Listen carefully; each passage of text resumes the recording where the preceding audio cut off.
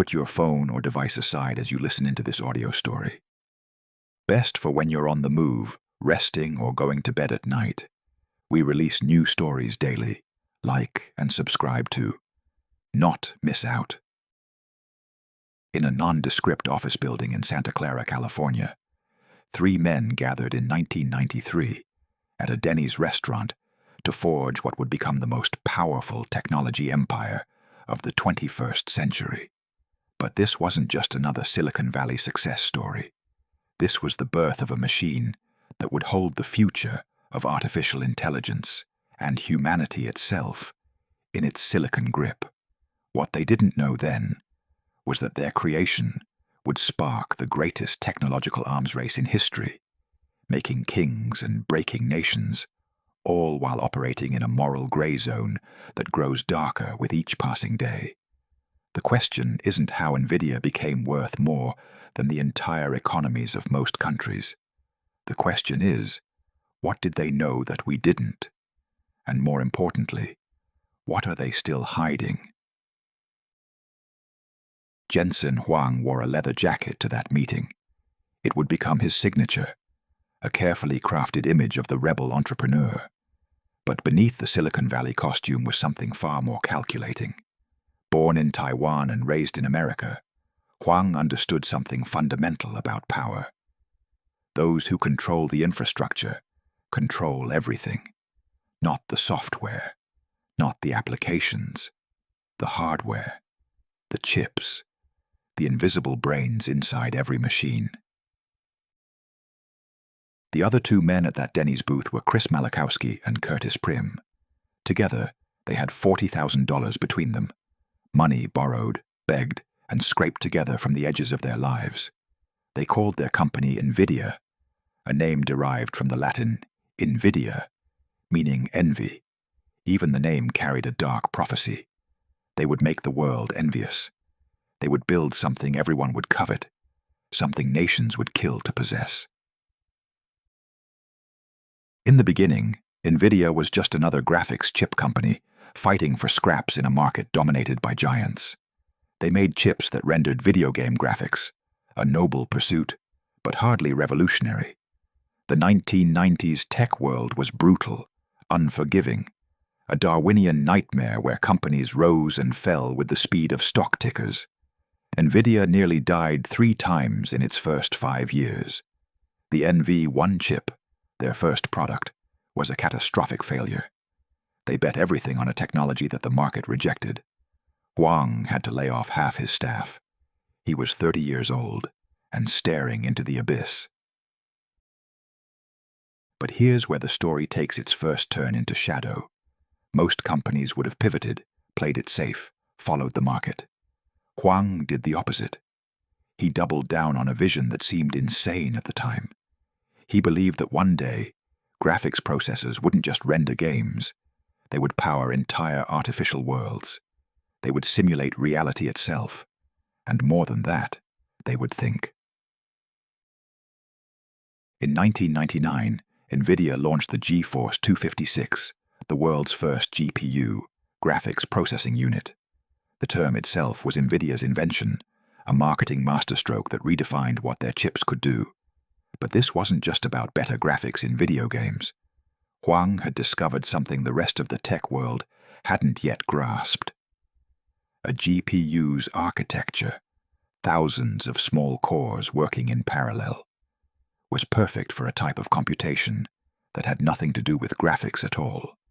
It was perfect for artificial intelligence. The year was 2006 when Nvidia released CUDA, Compute Unified Device Architecture. To the outside world, it looked like a software platform for researchers and scientists. Nvidia even gave it away for free, which seemed like corporate charity. But this was the first move in a chess game that would reshape global power. CUDA allowed programmers to harness the parallel processing power of GPUs for general computation. Suddenly, researchers working on neural networks, the mathematical models behind AI, realized they could train their algorithms hundreds of times faster on Nvidia chips than on traditional processors. And here's where it gets dark. Huang wasn't just betting on AI. He was creating a lock-in ecosystem so powerful that once researchers started using CUDA, they could never leave. Every AI model, every breakthrough in machine learning, was being built on Nvidia's proprietary foundation. It was brilliant, it was ruthless, and it was invisible to almost everyone. For years, Wall Street didn't understand what Nvidia was building. The stock languished. Analysts called them a gaming company with delusions of grandeur. But in the shadows, in university labs and secret corporate research facilities, something was stirring. Deep learning was about to explode. And when it did, there was only one company ready to supply the weapons.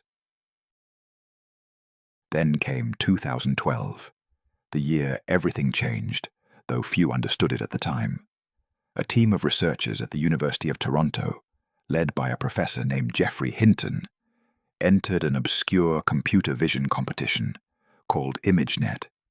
They used a neural network called AlexNet, trained on Nvidia GPUs, and they didn't just win, they obliterated the competition.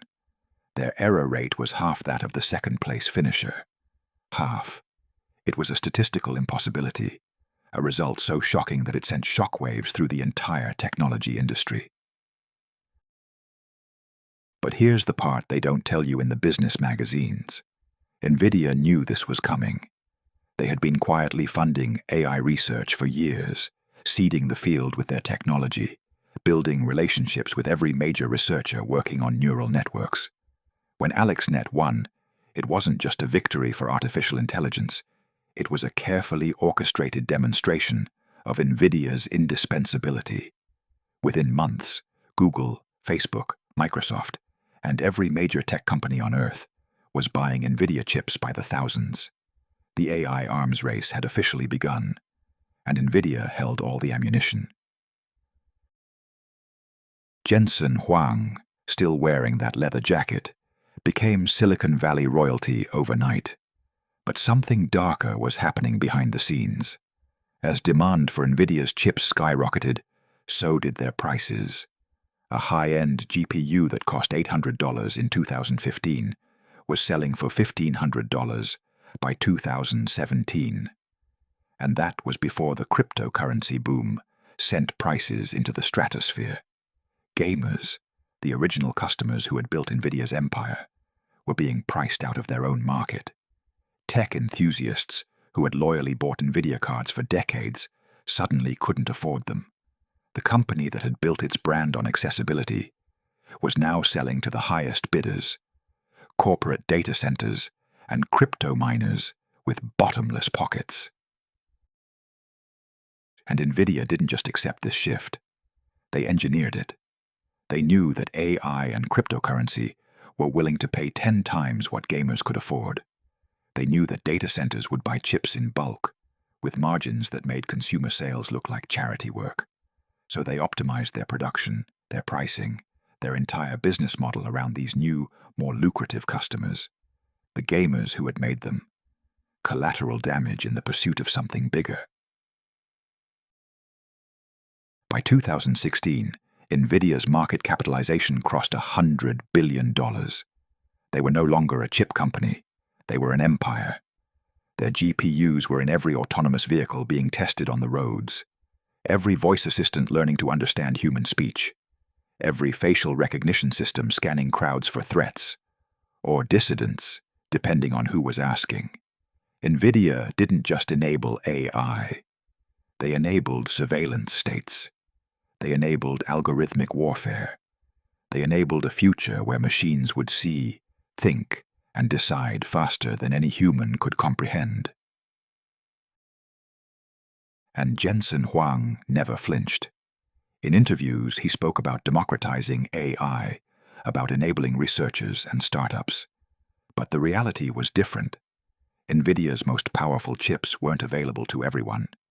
They were allocated, rationed, sold to those who could afford to pay millions up front and commit to years-long contracts. The democratization of AI was a myth. What Nvidia had actually created was a technological aristocracy, where access to intelligence itself was gated by wealth and power. Then came the geopolitical dimension, the part that turns this from a business story into something far more sinister. China, racing to become an AI superpower, was Nvidia's second-largest market. Billions of dollars in revenue flowed from Chinese tech giants and government-backed research labs, all desperate for the chips that would let them compete with American AI. But in 2022, the US government imposed export controls, banning Nvidia from selling its most advanced chips to China. National security, they said, preventing military applications, maintaining American technological supremacy. Nvidia's response: they created slightly downgraded versions of their chips, the A800 and H800, specifically designed to skirt the export controls while still being powerful enough to train advanced AI. They were threading the needle between legal compliance and maximum profit, walking a tightrope between two superpowers in the greatest technological Cold War of our time. And both sides knew it. The US government tightened the controls. Nvidia tweaked the chips again. It was a cat-and-mouse game playing out in the shadows, with billions of dollars and the future of AI at stake. But here's what almost no one talks about: the secret that Nvidia has worked very hard to keep quiet.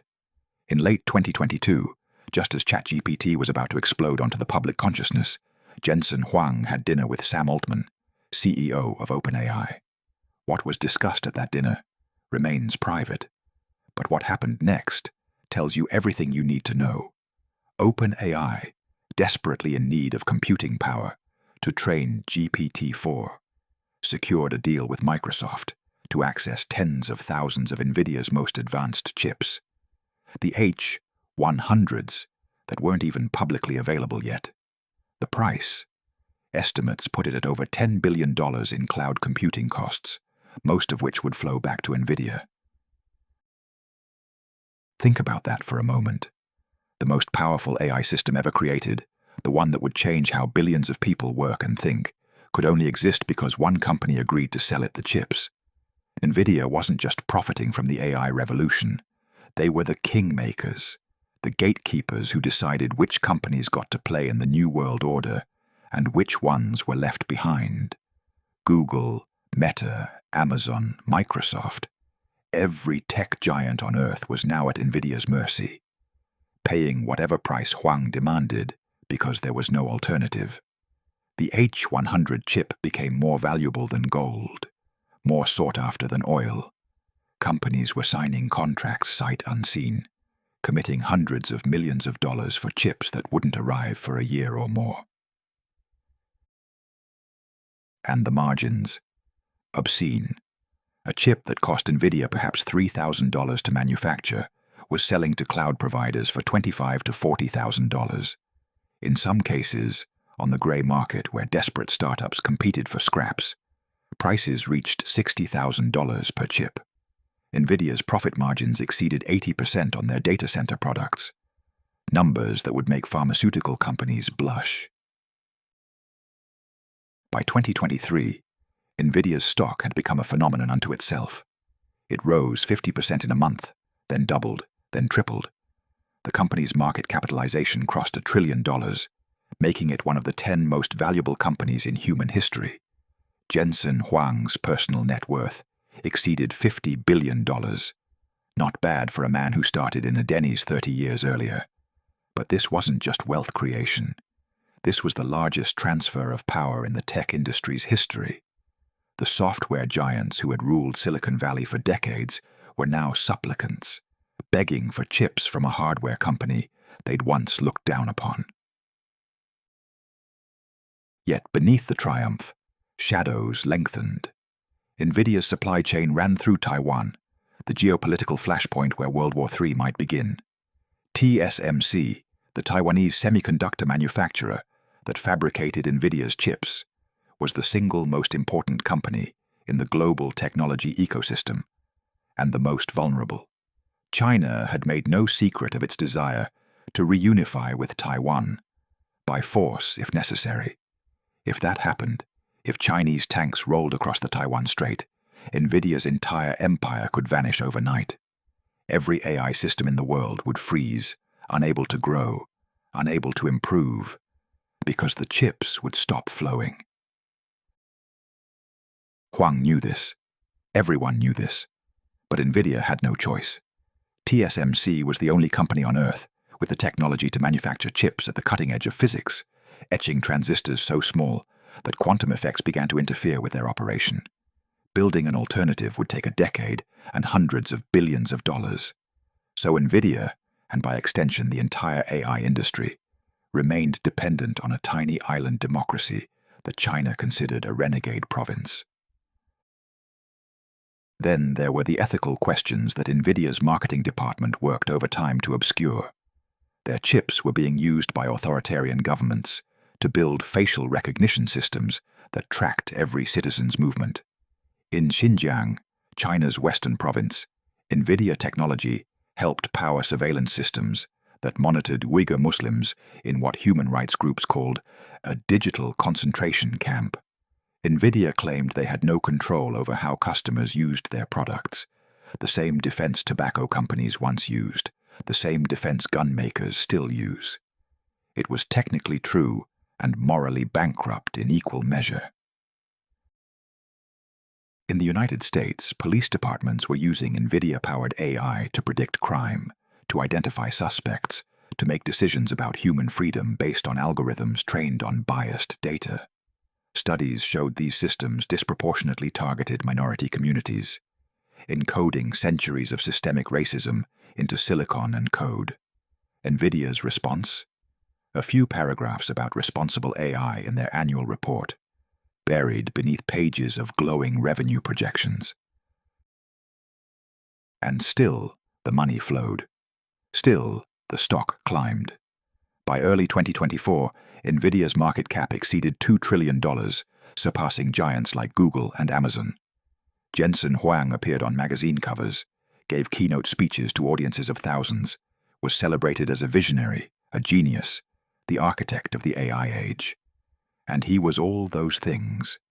But he was also the man who had built a monopoly so complete, so total, that the entire future of artificial intelligence, and by extension, human civilization, depended on the decisions made in Nvidia's Santa Clara headquarters. The competition tried to fight back. AMD, Nvidia's longtime rival, launched their own AI chips, but they were years behind in both hardware and software. Intel, once the undisputed king of computing, had missed the AI revolution entirely and was now scrambling to catch up, burning billions on research that would take years to bear fruit. If it ever did. Google and Amazon tried to design their own custom chips to reduce their dependence on Nvidia. But these were specialized tools, useful for specific tasks, but unable to match the flexibility and raw power of Nvidia's GPUs. The truth was simple and terrifying. Nvidia had won. They had achieved what every technology company dreams of. They had become indispensable. Not just useful, not just convenient, but absolutely necessary for anyone who wanted to compete in the AI age. And they used that power ruthlessly, not through aggression, but through something far more effective. By making sure that anyone who tried to leave the Nvidia ecosystem would be committing business suicide. Behind the scenes, Nvidia's engineers were working on something new, something that would cement their dominance for decades to come. The Blackwell architecture, named after mathematician David Blackwell, represented another quantum leap in AI computing power. Early whispers suggested it would be twice as fast as the already dominant H100 chips.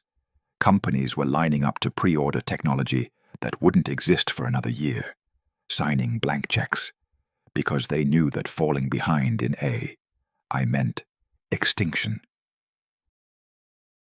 But here's where the story turns philosophical, where it transcends business and becomes something darker. Nvidia isn't just selling chips. They're selling the future of intelligence itself. Every breakthrough in AI, from medical diagnosis to autonomous warfare, requires more computing power. More power means more Nvidia chips. More chips mean more money flowing to Nvidia. It's a feedback loop that has no natural endpoint, a virtuous cycle for Nvidia that's potentially catastrophic for everyone else. Because here's what no one wants to say out loud. We're building a future where the most transformative technology in human history is controlled by a single company that answers to shareholders, not to humanity.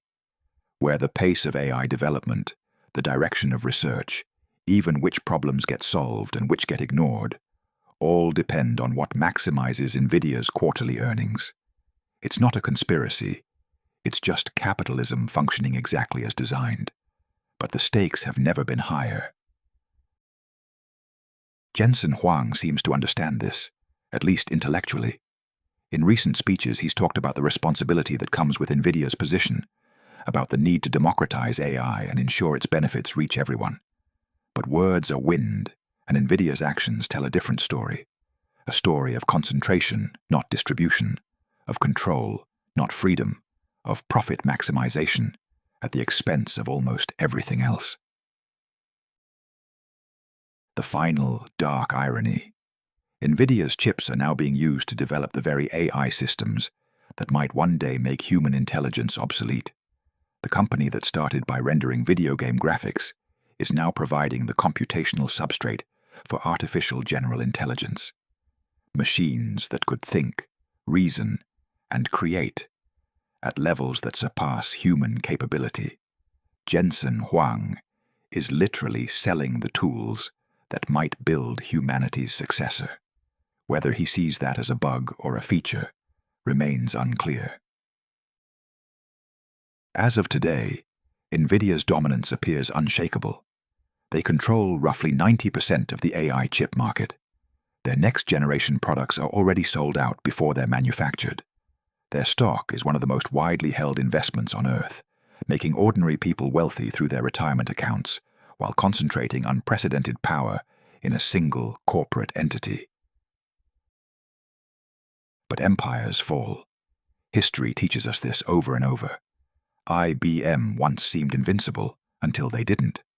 Microsoft owned computing until the internet changed everything. Google dominated search until AI threatened to make search obsolete. Nvidia's time will come too, eventually. The question is, how much power will they accumulate before that fall? And what will they do with that power while they have it? The rise of Nvidia is the story of perfect timing, brilliant strategy, and ruthless execution. It's a masterclass in how to build a monopoly in plain sight, how to make yourself indispensable without anyone realizing it until it's too late. Jensen Huang and his team didn't just ride the AI wave. They built the surfboard and convinced everyone they needed to buy it from them. And now, as artificial intelligence reshapes everything from warfare to medicine, from art to governance, one thing is certain. None of it happens without Nvidia's permission. That meeting at Denny's in 1993. Those three men with their $40,000 and their impossible dream. They were forging more than a company. They were forging a key. The key that would unlock the age of artificial intelligence. And now, 30 years later, everyone in the world is trying to get through that door.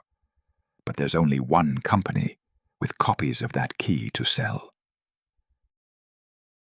The dark side of this story isn't what Nvidia has done, it's what they represent. A future where intelligence itself is commodified, where progress has a price tag, where the most important technology in human history belongs to whoever can afford the highest margins. Jensen Huang didn't set out to control the future. He just wanted to make better graphics chips. But somewhere along the way, while no one was paying attention, while analysts were dismissing them as just another gaming company, Nvidia became the only company that mattered.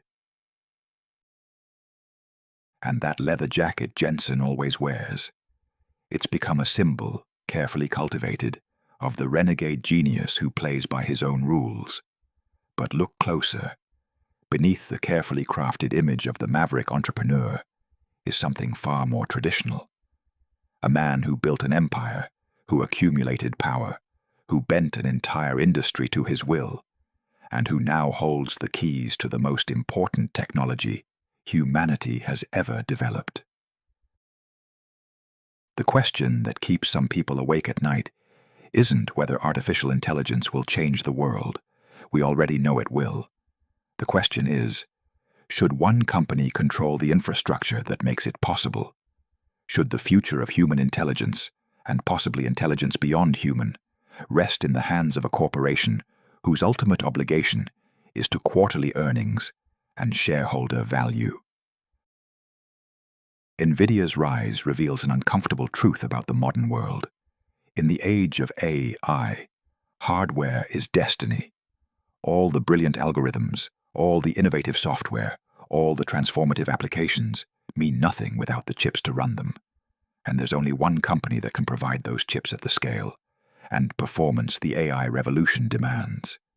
That's not a free market. That's a stranglehold. As you close this chapter and return to your life, remember, every AI system you interact with, every smart assistant that answers your questions, every autonomous vehicle being tested on the roads, every facial recognition system scanning crowds, every algorithm deciding who gets a loan or who goes to jail, all of it, every single bit, runs on Nvidia's chips. They built the nervous system of artificial intelligence. And now, they're watching as their creation takes on a life of its own, wondering, like all creators eventually do, whether they've built something that will serve humanity or replace it. The empire was born in a Denny's over coffee and dreams. Now it stands astride the world, more powerful than most governments, more essential than oil, more valuable than entire nations. And at its center, still wearing that leather jacket, still giving keynote speeches to thousands of adoring fans, is Jensen Huang, the man who saw the future before anyone else, who bet everything on a vision that seemed impossible, and who now controls the gateway to the age of artificial intelligence. But here's the final secret, the truth that Nvidia will never put in a press release. Empires built on monopolies always end the same way. Not with a bang, but with a whisper. The question isn't if Nvidia's dominance will end. It's what will rise from the ashes when it does. And how much of our future will be determined by the choices they made while they held all the cards. Welcome to the dark side of business, where the greatest success stories cast the longest shadows. Subscribe and listen to our next story below.